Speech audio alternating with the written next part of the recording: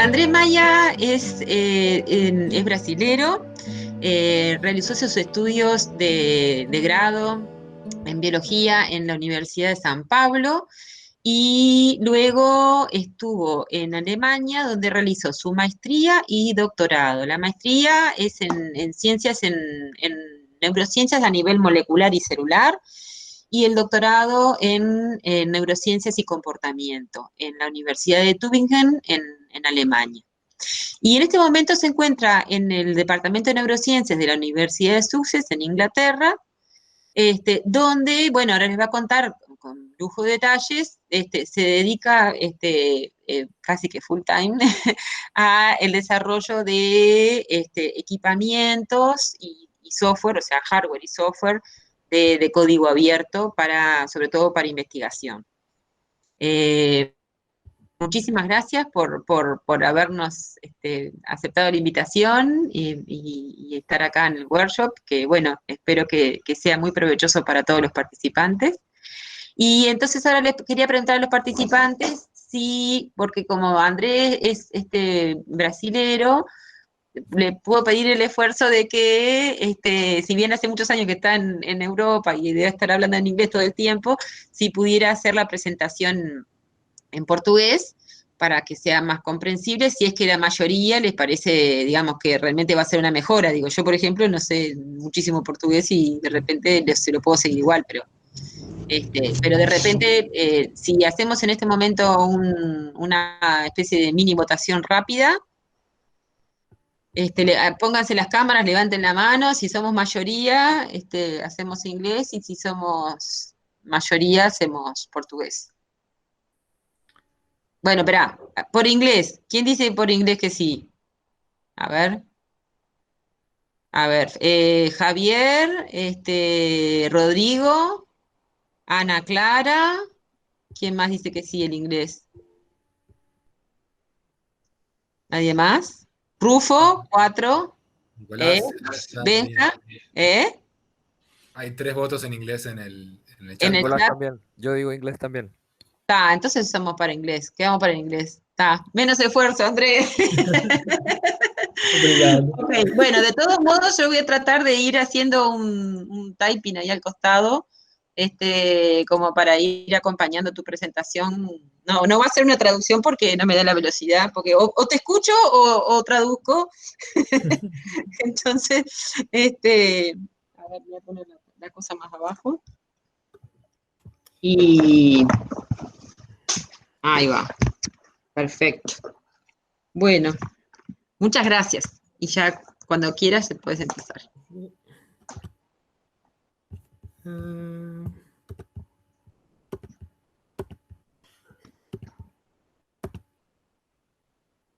Okay, can everybody see my screen?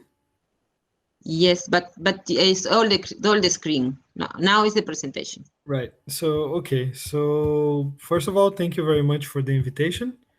I was very happy to receive it, and I think it's quite a nice thing. We were discussing this in the very beginning, how one way or another, we're all in science using more these online tools that we have. And it's great to be able to talk to people from across the world, and talk a little bit about this project that I've been running with a lot of people for a number of years. So I know that, or I took a look at the program and I saw that you have a lot of kind of deep materials on artificial intelligence and neuroscience and so on. And I think this talk will be a nice little break of the pace, because it will be quite relaxed about this project called Open Neuroscience, which is something that I started years ago, and it's a community-driven project now. And so, yeah, let's take a look at this. Sorry, before I start, so you can see here on the top right corner of the screen, there is this link. I can share this with you later, but this is a link to all of the presentation slides, because there are a bunch of links and things, so that you don't have to take notes or anything right now. You can just get the presentation slides later. A little bit about me. So Marita already made a nice presentation. Thank you very much.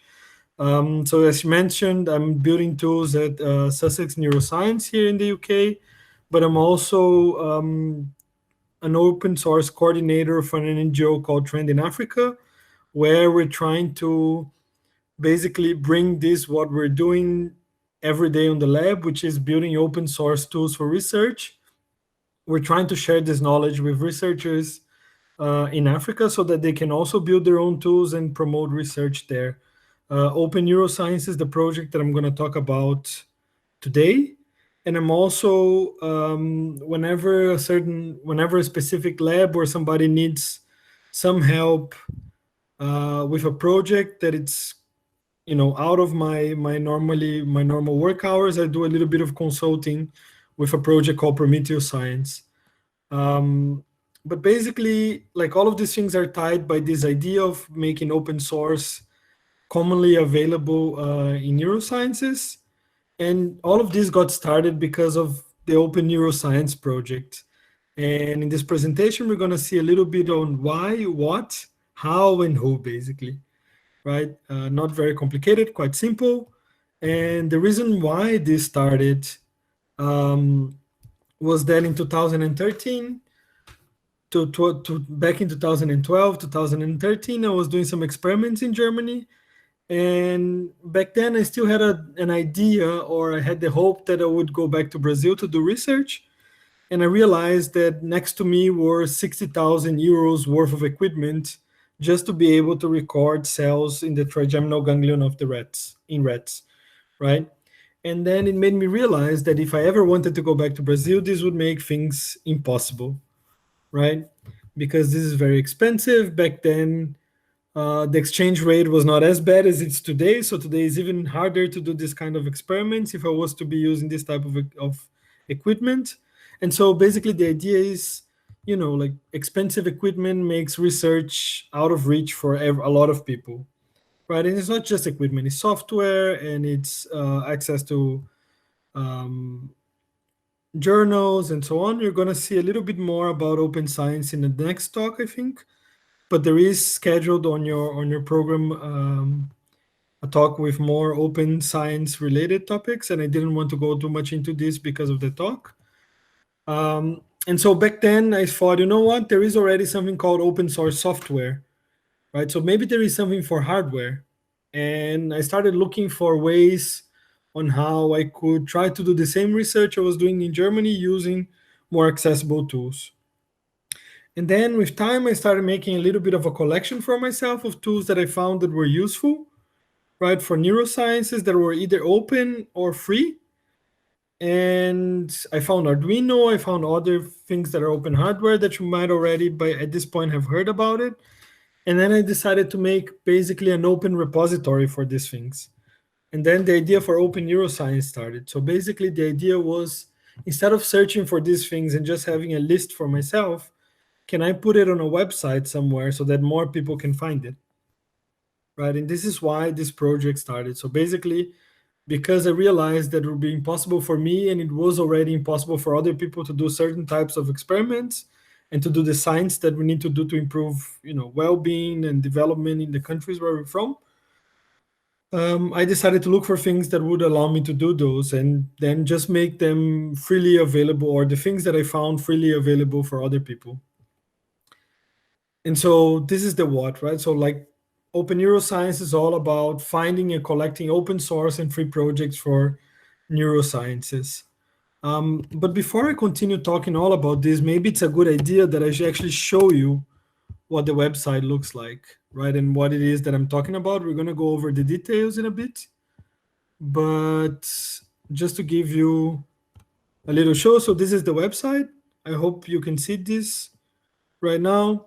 There is a little welcome message, but then right now the way it is just a lot of these little cards with a photo and a description of the project, right? So for instance, here is an open source automated Western blot processor, right? So somebody, I think it's, so Jorge, I think is from Mexico, from the Universidad Autónoma de México.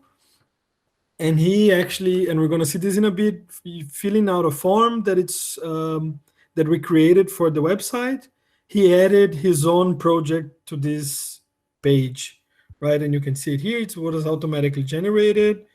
and he made a description of it. And so if anybody is looking for cheaper ways to do Western blots, right, they can come to the website and search here Western blots, right? And then they're going to find this, right? And this is basically the whole idea of the website, right? So that people have an easy to find place where all of these nice projects are listed.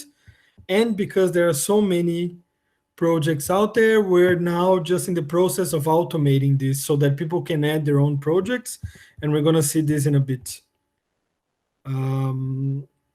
So yeah, so I said like what, right? So we find and collect open source and free projects for neurosciences. Hopefully this will be software, hardware, and data, and hopefully a little bit coming from all different fields inside neuroscience. So molecular neuroscience, artificial intelligence, behavior, computational neuroscience, you name it. Yeah.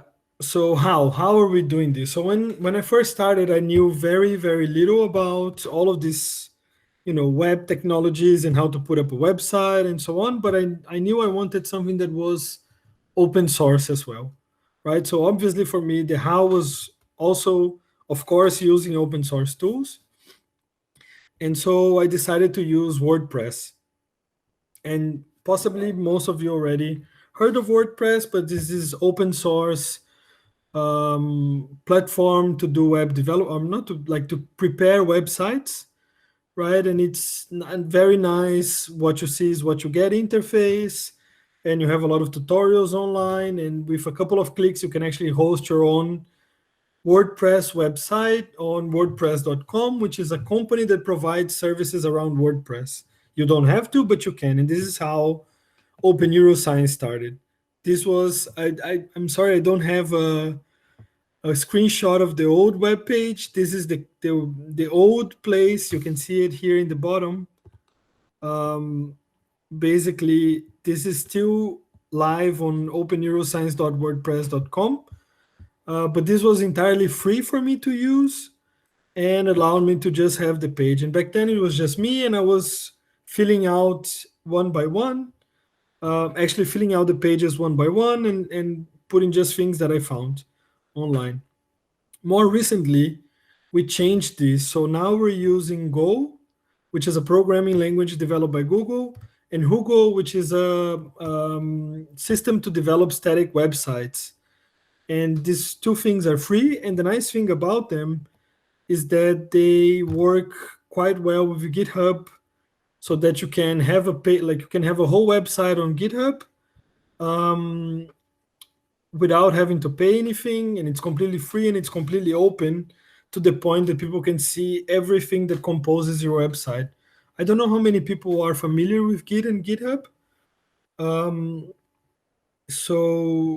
But we're gonna go just a little short run, go through the system, so that you can see, if you're not familiar with this, that it's simple to start because there are so many tutorials online and so many templates already online, right? Just a reminder, so that I'm from a biological background, so I never did any computer science or anything related growing up. And so I'm just trying to say that this is not something that requires you to be, from that field. You just need to like Google things a little bit and find tutorials like I did and learn as you do things. So I guess what I want to show here is, for instance, what I mentioned was that we're using Hugo and Go, right? So Hugo, as I mentioned, is this website generator, right? And what we're using is just this template called Academic, which is free and open source, so that people can basically make a copy of this template and change it for what they need, right? So you didn't have to develop everything from scratch.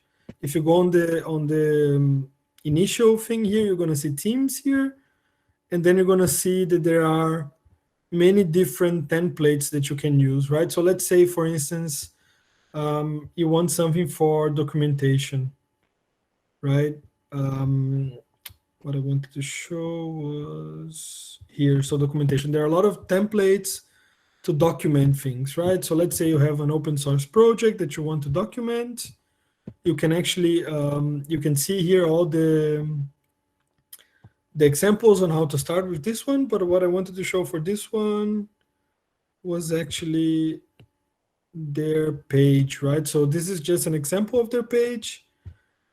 And for instance, this is a nice way to document things, right?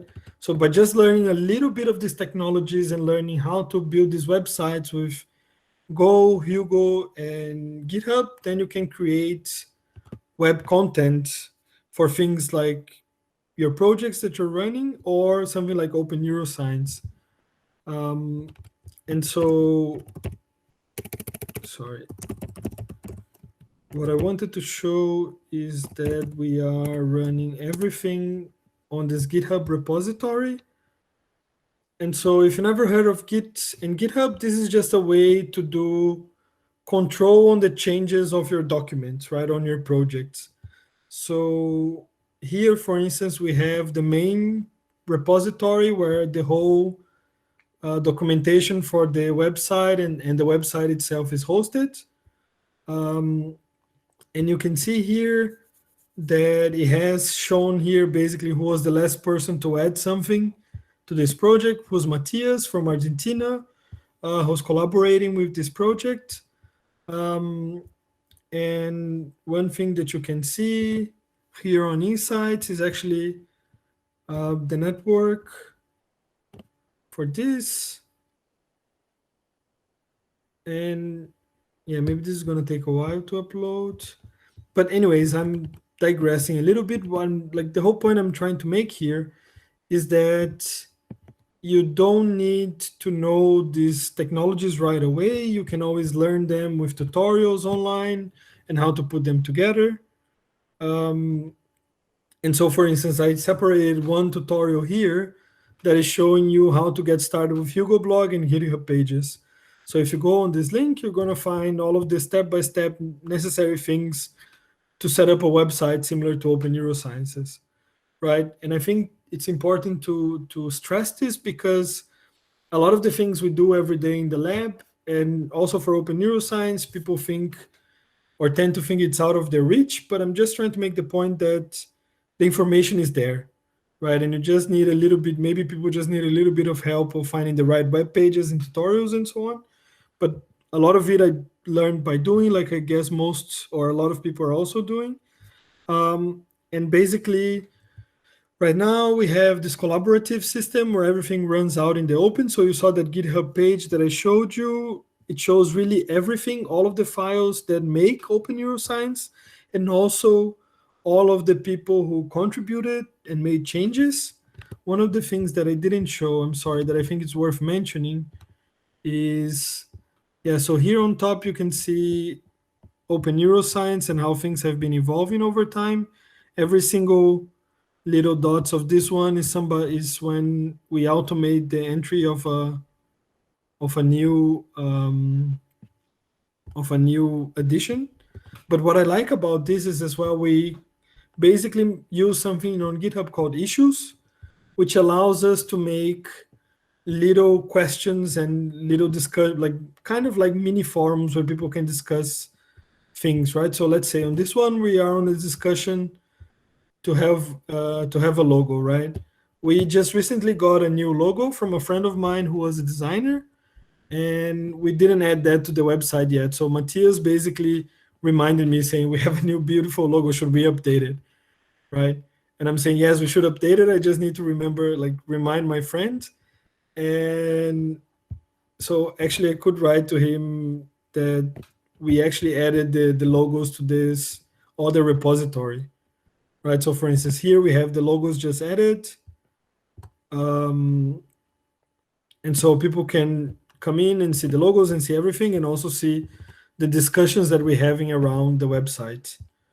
And the thing we would like to create with this is that people come and contribute and raise issues of their own and tell us, look, we think that it might be a good idea to do things in this direction or do things in that direction and so on. And we also created, as I mentioned before, a way for people to add their own projects, right? Which means that we created a Google form, which is here.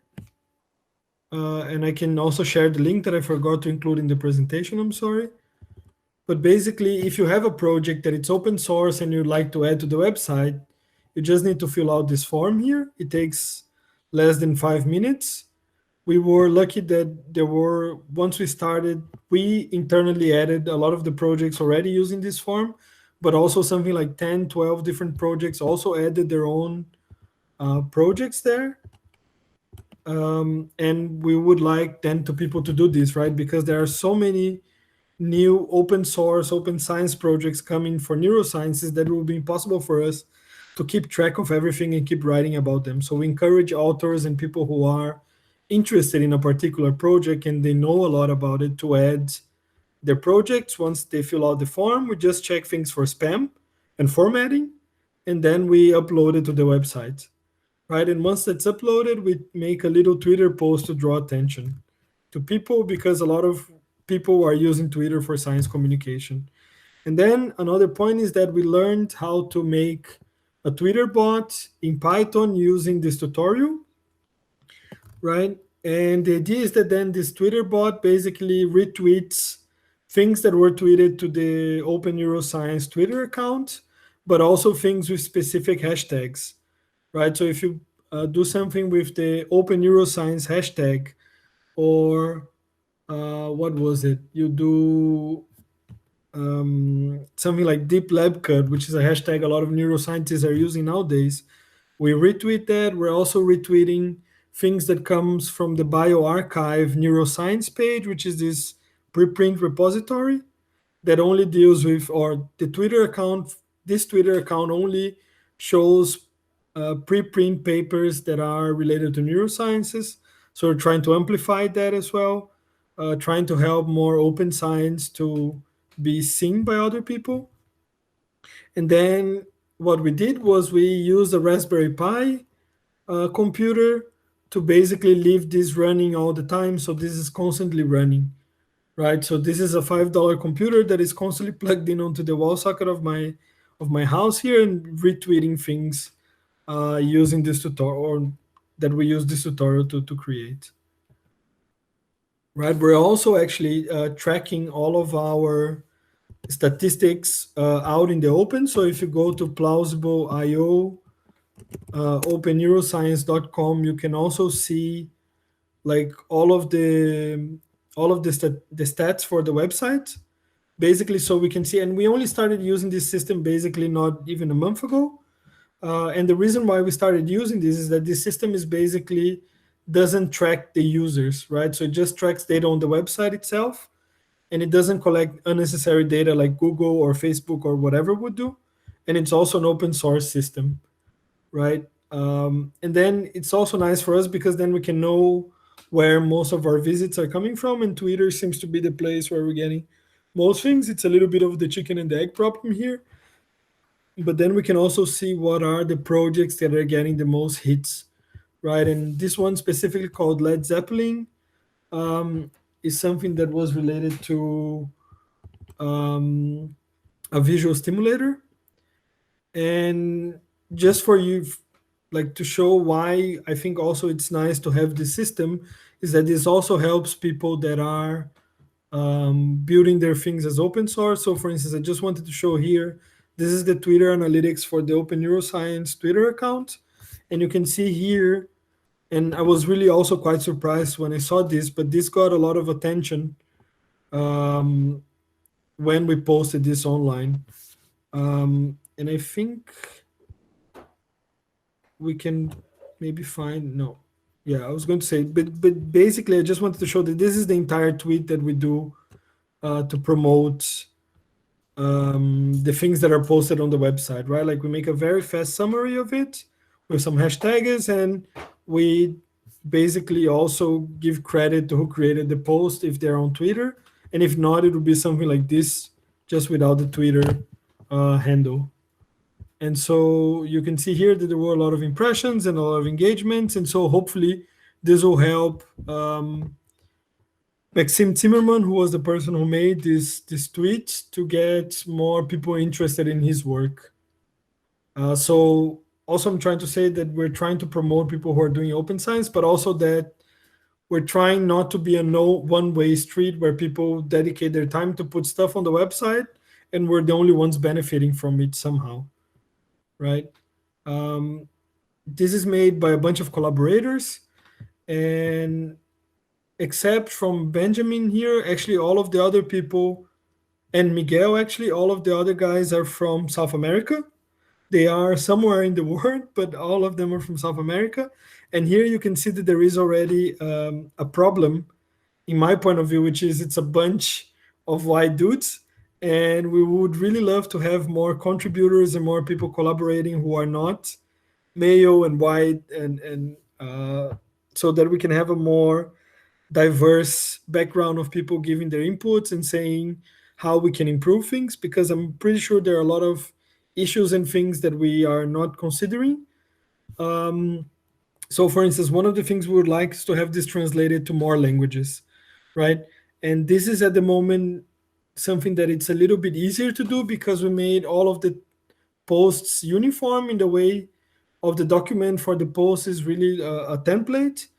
And so it's a little bit easier now to run this through a translating system like Google Translate or whatever it is, and then have somebody check if the translations make sense and so on. I would like also to ask people to reach out. So if you would like to contribute, if you think that this is, I actually put the, if you think this is interesting, and if you think that there is something we're missing, some criticism you would like to make, we're also open to that. I mentioned that I hadn't put anything, or I hadn't put the link to the form, but it's here. So if you want to add projects using the form, by all means, please do, using this one here, or send us an email on openneuroscience@gmail.com. It is misspelled. This is a problem from when I first started this, that was only spelled with one N, and I decided not to change it for the moment. But it's still, like, I'll get emails if you send it to openneuroscience@gmail.com.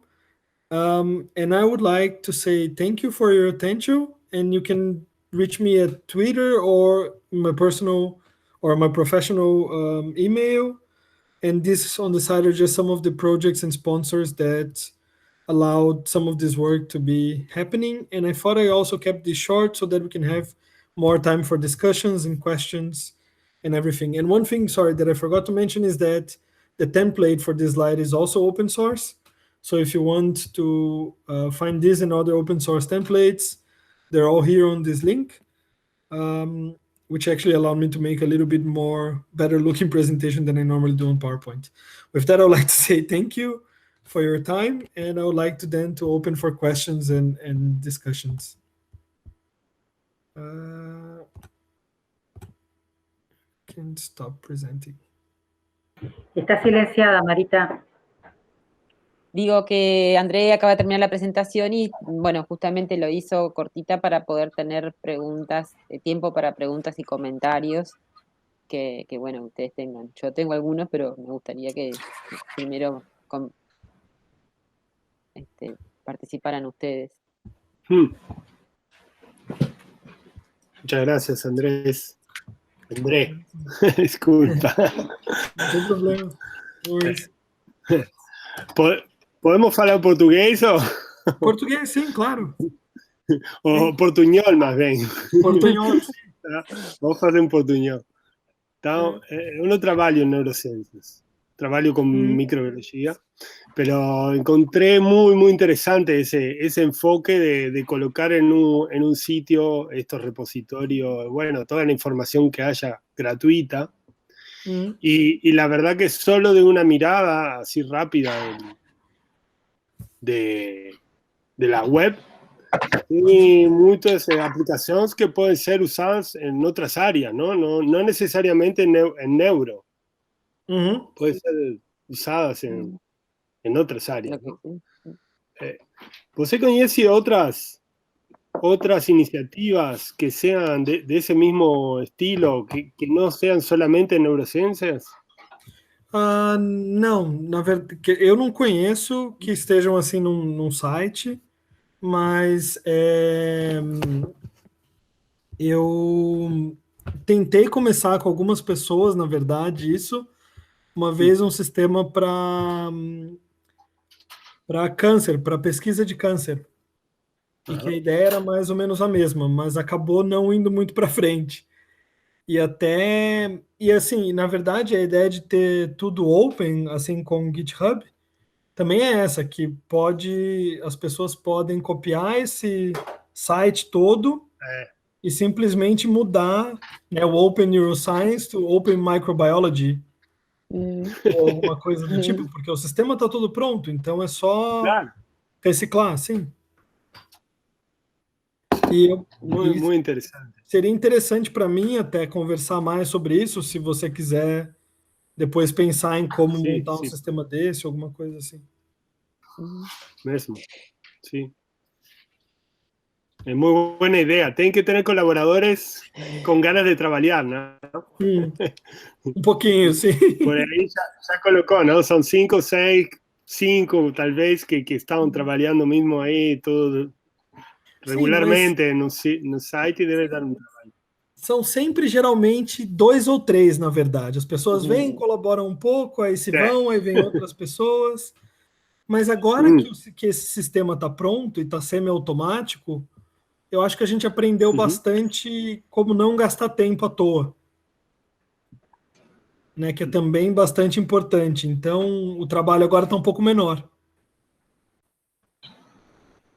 ¿Cómo? No te entendí. No te entendiste a última parte, André. I didn't follow you. O que eu quero dizer é que assim, a gente aprendeu muito com os erros do passado, certo? E aí agora, como esse sistema está montado semi-automático, é mais fácil. Não se perde mais tanto tempo fazendo coisas, então demora menos tempo. Então, copiar esse projeto para outra área do conhecimento talvez não demande tanto tempo. Claro, claro, eso es súper interesante, ¿no? Desde el hecho, fato, no sé cómo fala eso en portugués, que ya está en open source, da para aplicar en otras áreas, mismo, usar la misma idea, ¿no? No tienes que inventar tanto, o sea, y ponerlo. Y en la GOSH, en Global Open Software Hardware, en el que está en GitHub, ¿no hay repositorio de otras, I'm speaking in Spanish. Maybe in the GOSH site of GitHub, or maybe there are a global repository that you can find different hardware and software that may be related to, for example, to microbiology or to other area of research. Maybe you can search there, Rufo. Ok, ¿más questions? ¿Más preguntas? ¿Comentarios? Javier. Sí, hola André, gracias. Hola. Es difícil entender en español, porque yo no hablo portugués, entonces o es español o es inglés la pregunta. Pode fazer em espanhol, Ok. não tem problema. E se eu não entender, alguém traduz. Cuando quieres desarrollar un proyecto, ya sea software o hardware, pero son proyectos pequeños que requieren financiamiento, ¿podrías hablarnos un poco, si es que sabes, de dónde buscar financiamiento a pequeña escala, pequeños montos, qué sé yo, $1,000, $2,000, para poder empezar a trabajar con esto? Sim, só um segundo. Tem um projeto do Mozilla que chama Mozilla Science Mini Grants. Deixa eu só Mozilla Science um segundo aqui. É uma pergunta importante, porque é um problema, né? Muitos projetos, como se diz em espanhol, muitas becas, ou muitas, são só para valores altos, né? A Fundação Mozilla tinha até pouco tempo atrás, ou tem ainda, o Mozilla Science. E o Mozilla Science tem alguns mini grants, acho que são até $10.000, para desenvolvimento de projetos e tal, e talvez ¿Hasta seja um lugar cuánto? para pelo menos começar a procurar. Oi? ¿Hasta qué valor? Até $10.000, eu acho. Ah, no son tan pequeños entonces. Bueno, Então, mas são até, e assim, com $10.000 você precisa ter uma grande proposta escrita. Quero dizer, Nosotros acá sobrevivimos con mucho menos. eu digo pequeno no sentido de não serem projetos que você consiga pagar No, ya sé, sí, sí, ya sé que es un proyecto por pequeño, pero 3 todo es anos. relativo. E talvez alguém, acho que comentou, talvez seja o caso de tentar um crowdfunding, Eso, un crowdfunding, puede ser, sí. uma coisa assim, mas é difícil, não é fácil, né? Principalmente na situação que muitos dos países da América Latina estão hoje, então o Brasil está cortando verba em todas as direções da ciência e educação, né? A economia está indo para o buraco, então é realmente uma pergunta importante. Uma coisa que a gente tem tentado fazer é fazer projetos que sejam tão de baixo custo que eles caibam, e isso não está certo, eu sei que não está certo, mas que eles caibam no bolso dos pesquisadores. Então você junta 2, 3 pesquisadores que juntam um pouquinho de dinheiro de um pedacinho daqui, um pedacinho dali, e aquilo vira um projeto, mas não está certo, né? Eu entendo que é assim, a questão de fazer ou não fazer, e usar um jeito que talvez não seja o melhor para fazer, para pagar pelo menos, né? Claro. ¿Tienen más preguntas? More questions? Sí, Francisco. ¿Puedo aprovechar para practicar mi português? Ah, claro, of course. Eu queria fazer uma pergunta, André. Na verdade, tenho várias, mas no momento você falou que isso começou tipo sendo uma coisa de open hardware, com um pouco de open software também, e que você tava tipo queria ou tinha vontade, não sei, de estender também para data. Uhum. Como que é isso, tipo assim? Porque eu sei que tem vários repositórios e bases de dados, mas não sei como que é o futuro disso. Tipo, para alguém, sei lá, alguém no Uruguai, por exemplo, poder utilizar esses dados de universidades da Europa, por exemplo. Ah, então, isso eu acho que depende de cada repositório que você for achar, né? Então, por exemplo, hoje em dia você deve conhecer, tem, como você disse, tem vários, mas tem o Data Dryad, tem. Eu acho que deve ter alguma coisa no site também. E aí isso é um problema, entendeu? Por exemplo, eu comecei lá atrás com alguns repositórios de dados, mas muita coisa aconteceu e aí eu não acompanhei todos. Mas eu quero dizer o seguinte: você vai ter que meio que achar. Então, por exemplo, se você for agora no site, tem lá nos topics, tem um Data Repositories. Aí você vai achar uma listinha com repositórios de dados. Né? Eu estou querendo dizer assim, você vai ter que ver em cada repositório quais são as regras de uso. Né? Sim. Sendo repositórios de Open Data, eu imagino que não tem restrição do local onde você está. Né? A única coisa que você vai ter que talvez aprender um pouco é qual o formato dos dados, como acessar e tal. Não sei se isso responde a sua pergunta. Sim, sim. E depois a outra coisa era... esses equipos que são open hardware, como que é o acesso a eles do ponto de vista do software? Porque, por exemplo, a gente está utilizando nesse workshop o Backyard Brains, né, que está aí no site, eu já vi. Só que a gente, para um projeto que está fazendo do workshop, está tendo um pouco de dificuldade para aceder na equipe, tipo assim, na parte mais de integrar o programa do hardware com outros programas, por exemplo. Isso é uma coisa que, em geral, os equipes tem acesso? Como que é? Então, isso é Ou uma. então, sei lá, tem tutoriais, ou geralmente está explicado? Tem sim. Então, assim, tem bastante tutoriais, dependendo do. Assim, acho que, na verdade, um passo para trás, o grande problema sempre é saber o que procurar, né, na internet. Então, assim, e o outro problema do Open Hardware é que é relativamente novo, né, em Sim. termos de ter este formato de Open Hardware. Cientistas sempre construíram seus próprios equipamentos, certo? Aham. Mas nesse formato onde você tem uma série de regras e definições, é uma coisa relativamente nova, certo? Então tem a. Eu não sei se vocês conversaram sobre o Open Source Hardware Association. Só um segundo, que eu vou dividir aqui também o link, que eles definem como devem ser divididos o software e o hardware dos projetos de hardware.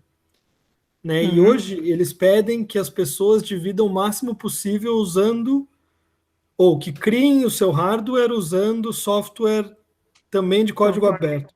Aham. Tá. Então, Mas, esse problema, a tendência é que diminua. tá. Mas ainda é uma coisa, tipo assim, Ainda é uma coisa, mais segura. Entendi. tem um software que é super bacana, que eu acho que é esse aqui, o link dele, deixa eu só testar aqui, que tem funcionado um pouco, é isso mesmo. Que vale a pena aprender a usar e fazer download, talvez, porque ele permite integrar um monte de coisas por enquanto na plataforma Windows. Uhum. Né? Então ele consegue ao mesmo tempo puxar de um Arduino e de uma câmera, e colocando bloquinhos juntos na tela, você consegue integrar essas duas coisas e fazer um programinha que responda, por exemplo, quando você determina que numa região da câmera acontece alguma coisa. Entendi. Estou querendo dizer, é um software que foi desenvolvido para facilitar a vida dos pesquisadores, meio que pensando exatamente nisso que você está dizendo. Uhum. Como eu integro todas essas, all of these moving blocks, né, todas essas partes em movimento, de uma maneira que quem não é cientista da computação consiga usar. Né? Beleza. ¿Es ese Obrigado. Bonsai RX? ¿Es Bonsai, ese? sim. Ujú. Bien.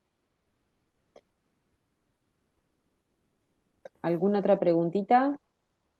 A mí me surgió una curiosidad y era que si además de que hubiera, digamos, la posibilidad de que se incluyan proyectos, si de repente hay la posibilidad de que se incluyan problemas a resolver Aham. y que de repente se generen espacios de coworking o de co-creación para problemas que no están resueltos, por ejemplo. Uhum. O sea, o que no tienen un sistema diseñado ya de código abierto, ¿no? Uhum. Hardware o software. Sim. Aqui, ó. E na verdade eu só fui lembrado desse projeto hoje de manhã. É um pouco isso, é um fórum onde as pessoas perguntam e interagem para Ujú, problemas em volta da neurociência. ujú, Desculpa. E eles são um pouco, acho que voltados talvez um pouco mais para bioinformática, mas ujú, eu não saberia dizer com certeza, porque eu não não entrei e vi a fundo esse ainda, mas é um pouco, acho que é um pouco isso que a ujú, professora está falando, não? Que um lugar para que as pessoas possam desenvolver projetos e fazer coisas do tipo. A outra sugestão seria, se fosse alguma coisa de hardware, entrar no fórum do Gosh, ujú. né? E quem sabe lá achar pessoas que estejam dispostas a colaborar e tal. Né, mas é uma ideia, talvez criar no Open Neuroscience um espaço para as pessoas interagirem. Sí, sí, puede ser interesante eso. Uhum. É, pode ser Bien. mesmo. Na verdade, isso foi uma coisa que a gente criou um tempão atrás e acabou não indo para frente. Mas eu acho que com esse formato novo talvez funcione melhor. Mm. Né? Botar, talvez colocar numa os próximos passos. Bueno, bueno que se incorpore entonces. ¿Más Hum. preguntas, comentarios? Sí, Andrés, Mm, André, mm. perdón. Tudo Dentro de la avalancha de datos que estamos teniendo ahora, uno necesita múltiple o acceso a computadores mucho más potentes y mucho más caros y a procesamientos con GPU, etcétera. Uhum. ¿Sabes si existe alguna opción de acceder a clústeres de cómputo, a tiempos de cómputo a nivel latinoamericano? Porque en Chile tenemos un parte y hay ciertas personas que tienen o tenemos acceso a estos, pero no todo el mundo. Y si Uhum. requieres salirte de tu laboratorio y hacer tu propia investigación y requieres estos recursos, no siempre están disponibles. ¿Sabes cómo tener acceso a esto? Infelizmente, desse jeito que você teria acesso a um cluster normal, que eu diria, né, desse clássico, não. Mas aqui no link tem uma descrição do Collaboratory, que eu não sei se você já ouviu Sí, sí. falar, que é o mais próximo disso que eu poderia te oferecer, ou